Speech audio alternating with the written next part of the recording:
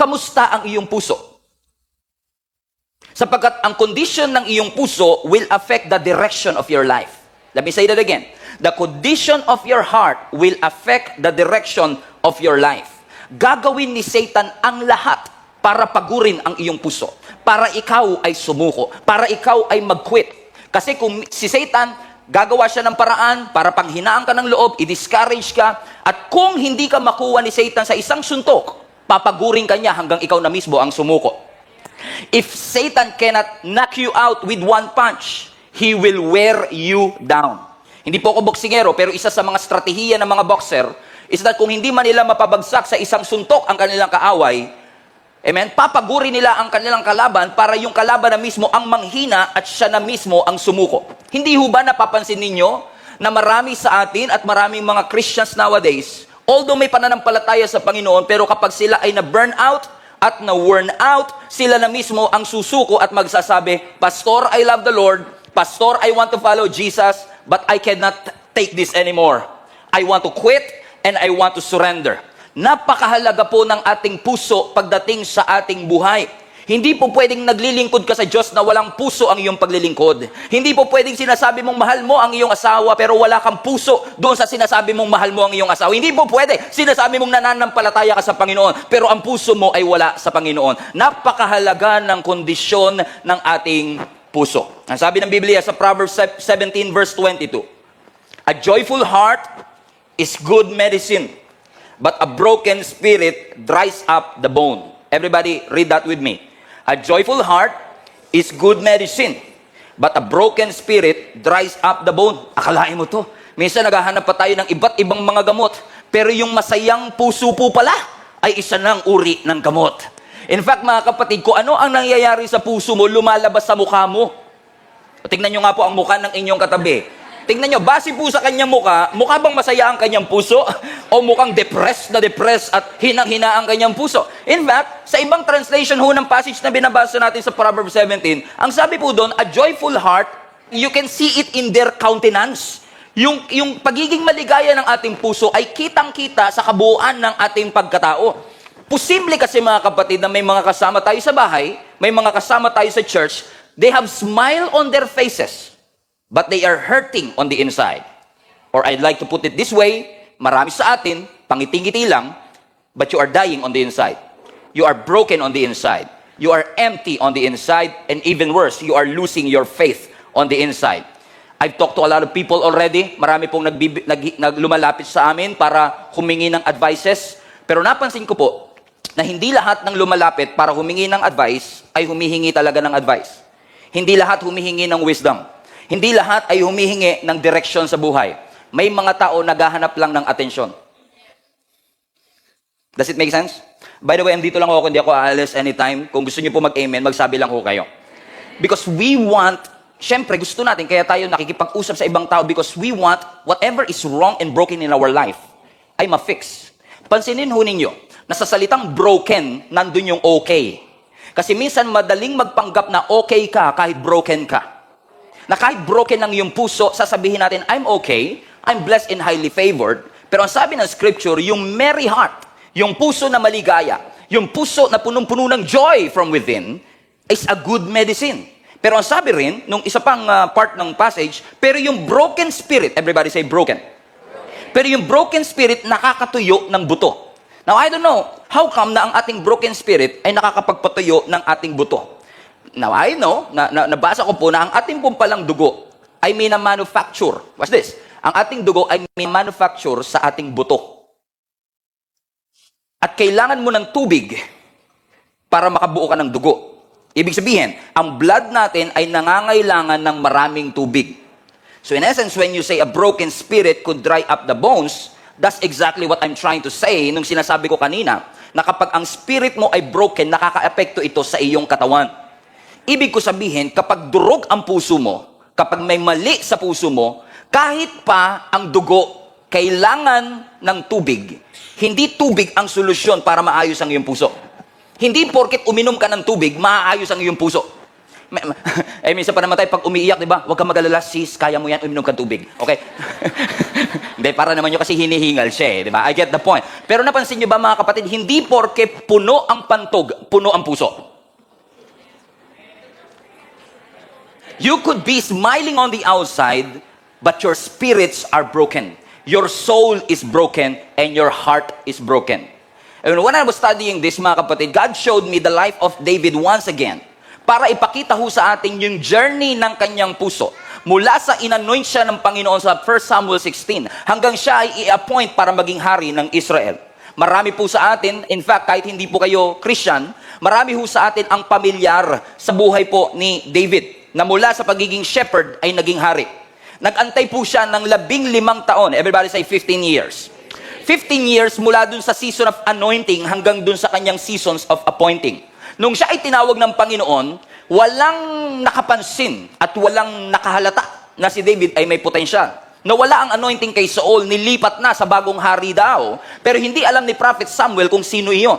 Kaya nung pumunta si Prophet Samuel sa bahay ni Jesse, na tatay ni David, pinakita niya yung kanyang mga anak. 8 kasi yan eh. Yung 7 anak niya, si Eliab, si Abinadab, lahat yan ibinandera niya kasi sila yung mga pogi, sila yung malalaki ang katawan, sila yung mukhang hari.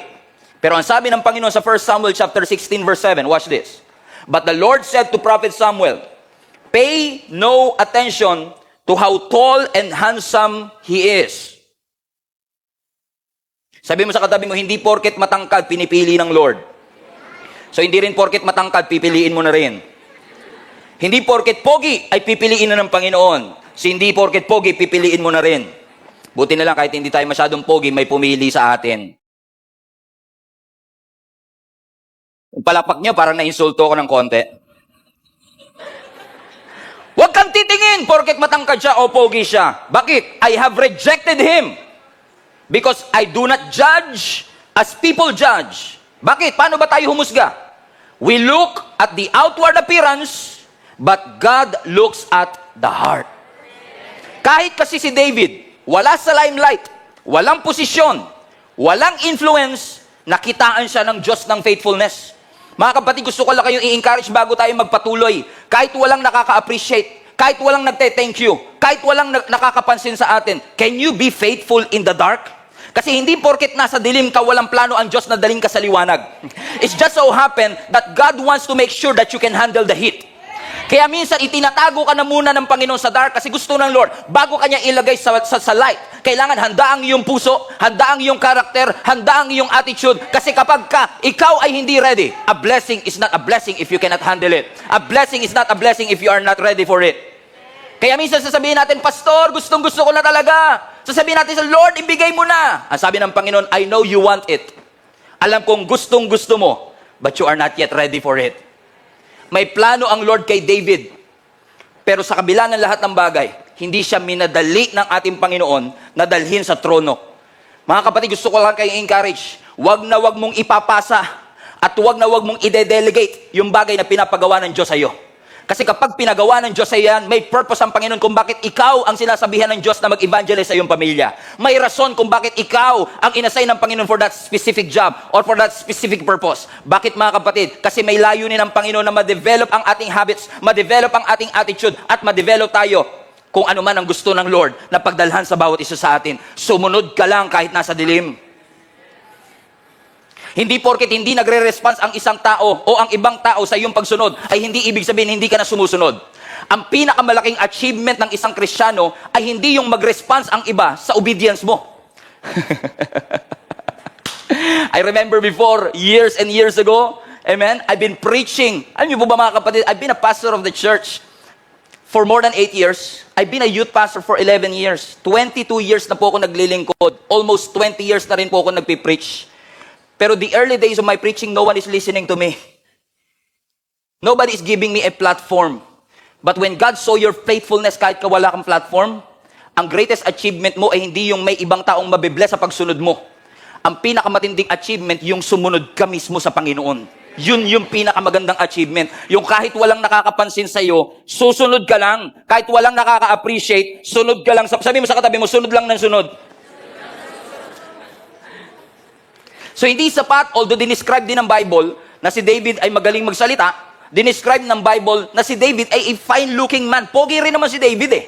Pero hindi sapat yung kanyang kapogian at hindi sapat yung kanyang pagiging articulate sa mga salita niya, kasi ang tinitignan ng Panginoon ay yung kanyang puso. Inihahanda ng Panginoon si David bilang shepherd para siya ay maging king. Kasi kung walang preparation for elevation, kung walang paghahanda mula shepherd hanggang king, mabibigla si David at hindi magiging blessing sa kanya yung promotion na gagawin ng Panginoon sa kanyang buhay. Mga kapatid, gusto ko i-remind kayo, maganda ang plano ng Panginoon sa iyong buhay, maganda ang plano ng iyong Lord para sa iyong pamilya, maganda ang plano ng Lord para sa ating simbahan. God wants to bring you to a new place. God wants to bring you to a new heights. God wants to bring you to a new dimension. And God wants to bring you to a new environment. Are you ready for it? Kasi kung hindi, ire-ready ka pa ng Panginoon. Unfortunately, marami sa atin ang takot sa next level. Yung kapag ine-elevate ka, nabibigla ka. Kasi hindi ka ready doon.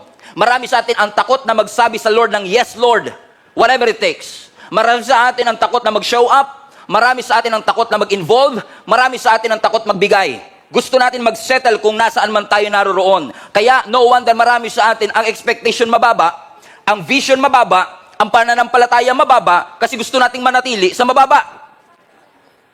Pero ang gusto ng Lord, daling ka sa mas mataas na level, kasi gusto ipaalala sa iyo ng Panginoon na ang kanyang ways are higher than our ways, His thoughts are higher than our thoughts, that God is able to do exceeding, abundantly, above, and beyond what you could think or imagine.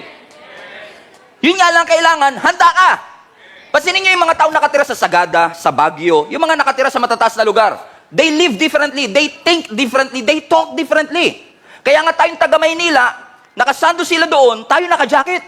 Hindi tayo sanay sa lamig, samantalang sila sanay na sanay na.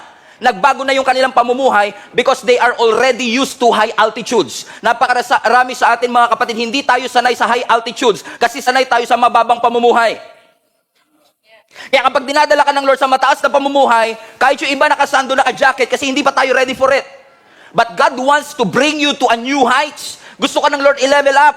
Gusto ka ng Lord itaas. Gusto ng Lord itaas ang level ng iyong pamilya, ng iyong pamumuhay. Kaya kung ikaw ay dumadaan sa testing, sa circumstance, sa mga pagsubok, i-reframe mo ang thinking mo na hindi ka pinaparusahan ng Diyos kaya ka dumaraan sa pagsubok. Yan ay transportation lamang ng Panginoon para dalhin ka sa mas mataas na level. It's not your destination. Suffering is not your destination. It's God's transportation for you.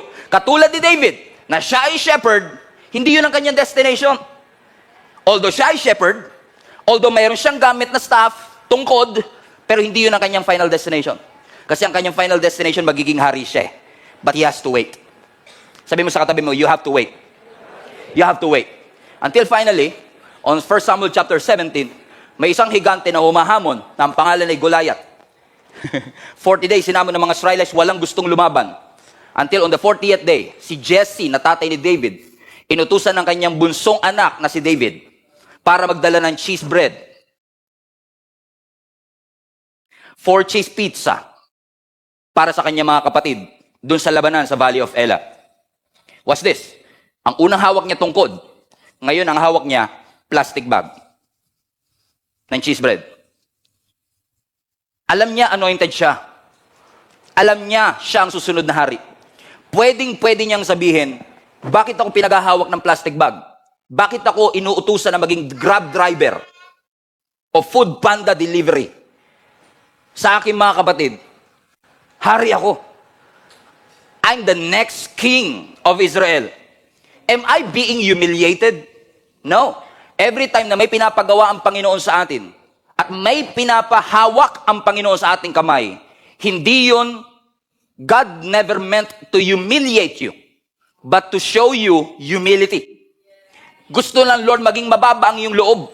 Gusto ng Lord na maging tapat ka kahit na hindi na-appreciate ng iba, tinatanggihan ng iba pero ikaw tatanggapin mo. Kasi gustong i-develop ng Lord ang pagpapakumbaba sa iyo. Hindi ka hinihiya ng Panginoon. Tinuturuan ka lang niyang magpakumbaba para hindi ka yumabang. I remember one of the most important advice that I get, hindi ko alam kung nandito si Daddy Rolly. One of our elders, isa sa pinakamagalagang advice na sinabi niya sa akin bago pa pumutok ang pandemic. Sabi niya, Pastor Stephen, wag na wag lalaki ang iyong ulo. One of the most treasured advice that I get. Alam niyo kung bakit importante sa isang Kristiyano na kahit na pinapalaki pa ng Lord ang church mo, influence mo, ministry mo, na hindi ka dapat yumayabang? Kasi, hindi porket pastor ka na, entitled ka na. We are not entitled, we are entrusted. Kaya nga mga kapatid, napakahalaga, amen, na tayo ay laging reminded na anumang bagay na meron tayo, hindi tayo entitled para dito. Hindi natin pwedeng sabihin, Lord, nagsimba ako nung Sunday, entitled ako ma-bless buong linggo. Lord, nagpray ako ng mahaba kahapon, entitled ako makakuha ng ganito. Lord, nagantay ako ng 15 years, entitled ako makakuha ng guwapong asawa. No, you are not entitled. Whatever you have, your family, your ministry, whatever gifts and talents, personality that you have, all of these things are entrusted by God. Tayo ay may pride, tayo ay may ego. You cannot make it on high altitude with that kind of attitude. You cannot make it on top kapag ikaw ay may mindset na ganito, may habits na ganito. If you want to go higher, you have to leave something behind. You have to leave your pride, you have to leave your ego, you have to leave your bitterness, you have to get rid of your anger, you have to get rid of your unforgiveness, and allow God to move over your life para mas madala ka ng Panginoon sa mas mataas na pagtawag. Sabi mo sa katabi mo, parang sa'yo ang topic ng Panginoon. Na tayo ay manatiling tapat sa Panginoon regardless of the circumstances. Marami sa atin mga kapatid, excited na excited tayo sa next season of our life, pero hindi tayo faithful sa now season ng ating Panginoon. Gusto natin maging hari, pero takot tayong humawak ng tungkol para maging shepherd. Gusto natin maging hari at excited tayong maging hari, pero takot na takot tayong humawak ng plastic bag ng cheese bread at maghatid ng tinapay para sa ating mga kapatid. Pero may itinuturo ang Panginoon sa atin mga kapatid. Ano man ang ilagay ng Lord sa iyong kamay, dapat ang iyong puso ay laging surrendered sa pinapagawa ng ating Panginoon. Magpakumbaba at sabihin lang natin, yes Lord, I'm gonna follow you whatever it takes. Until pagdating niya sa Valley of Elah, nakaharap niya si Goliath na higante. Ano sabi ng scripture sa 1 Samuel 17? I'm taking you through 15 years. In 15 minutes. Pag-pray niyo ako. Nakaharap ni David si Goliath, a Philistine warrior. Pero I love what he said. Habang ang lahat ng mga Israelites ay takot na takot, ang sabi ni David sa lahat ng mga taga-Israel, don't lose your heart. Don't lose your heart. Don't lose heart. Huwag kayong mapanghihinaan ng loob. God is with us. Sino ba yung uncircumcised Philistine na yan that is mocking the armies of the living God? Supot yan eh. Ba't kayo nagpapatakot sa kanya? Ako ang lalaban sa kanya. He was so brave. Matapang siya. At dahil sa tapang niya, at siyang lumaban, inanoy siya ng Panginoon, in-enable siya ng Panginoon, natalo niya si Goliath, at dahil sa pagkatalo niya kay Goliath, he rose in strength and he rose in fame. Sumikat si David. Naging kilala si David sa buong Israel. To the point, mga kapatid, na ang mga Israelites ay gumawa ng kanta patungkol sa kanya kahit hindi siya yung hari. At nag-create ng jealousy, selos, sa puso ng hari, na si King Saul. Kasi ikaw ang hari, pero ina-admire ng tao si David. In essence, may division. Naalala ko sa New Testament, may ganyang case din. Kung kilala niyo si Apollos sa Acts, si Apollos ay isa sa mga apostol ng New Testament. Si Apollos, ang sabi ng maraming Bible scholar, ang description sa kanya is silver tongue speaker, silver tongue preacher. He's an eloquent speaker. Magaling siya mag-preach. He was excellent in whatever he do. Pero, nung siya, dahil sa kanyang galing, dahil sa kanyang talento, nagkaroon siya ng mga followers sa loob ng Church of Corinth. Now, you have to understand this. Si Paul ang nag-pioneer ng church in Corinth. Pero ang mga tao, dahil sa galing ni Apollos, ina-admire si Apollos at sinasabi nila, ang mentor ko si Apollos. Pero ang tulay na pioneer, si Paul. So in essence, yung admiration o paghanga ng mga tao sa Church of Corinth ay nag-create ng division sa kanila. Kaya minsan nag-preach si Apostle Paul na sabi niya, bakit yung sinasabing, ako ay kay Apollos, ako ay kay Pablo, lahat tayo kay Kristo. Bumalik tayo sa ating pagtawa. Kay Kristo dapat tayo sumunod, hindi kay Apollos. Hallelujah. At hindi kay Paul. Bakit sa panahon ni Apostle Paul, amen, hindi masamang humanga. Huwag nyo lang i-idolize. Huwag nyo i-idolize si Pastor Steven. Huwag nyo i-idolize sa mga pastor. Huwag nyo silang ilagay sa pedestal. Kasi sila man ay nagkakamali. Kailangan nating ma-realize, mga kapatid, tayo pong lahat ay member ng body of Christ. And our job is to be humble enough to put Jesus in the cornerstone. Ang cornerstone ng simbahan, hindi si pastor. Ang cornerstone ng simbahan, hindi ang mga ministry leaders. Ang cornerstone ng simbahan, hindi ang mga leaders ng church o pastors. Ang cornerstone is si Jesus mismo.